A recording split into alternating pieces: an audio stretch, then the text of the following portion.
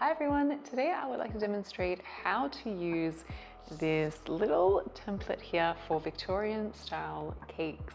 This is a little guide that can help create nice even rows of your scalloped piping, and because we have a ruler that can be used as a guide to line up with the very top edge of the cake, you can make these as spread out or as close together as you like. Underneath you'll find these little scalloped cutouts where you can fit in a skewer or a toothpick or a pin, something that can be used to mark your buttercream. It ranges from a 4-inch round cake up to an 8-inch round cake. If you use those particular scalloped edges for that particular size, it should start and end relatively evenly without you really having that last dingy looking scallop.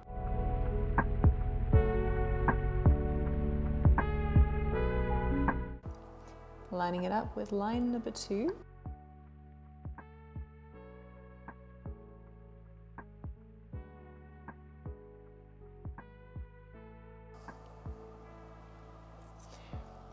There's our first line. And when you reposition for that next line, just be sure to leave about ½ centimeter or so from that previous line.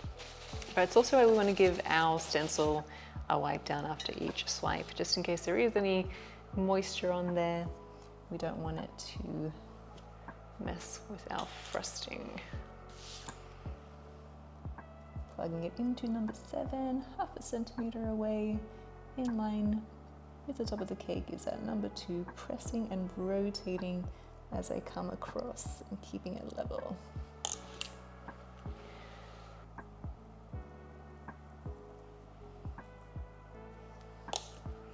Okay, we're up to our last point here.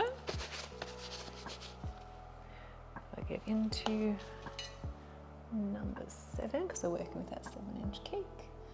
½ centimeter or so away, in line with that number 2, pressing the stencil against the cake, rotating the stencil and following through.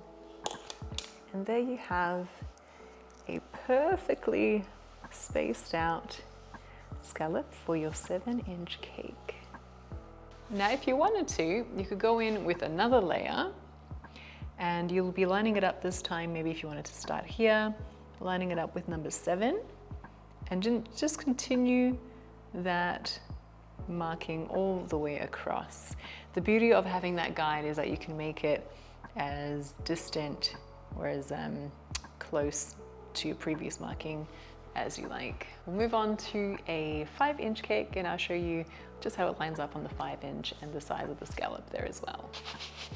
So I'm going to line up the top edge of my cake with that number 2, 5 inches, so I'll go to that number 5 and I will just let my toothpick create that marking one side to the other, meeting it in the middle. So we have our first scallop.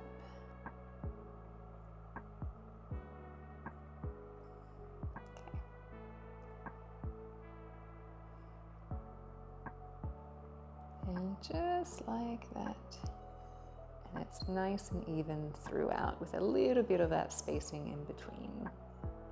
I've got my 104 tip that I'm using and I am just going to kiss that larger edge to that line, zigzag until I reach the other end. Then follow this through and you'll see just how nice and even we can get these scallops.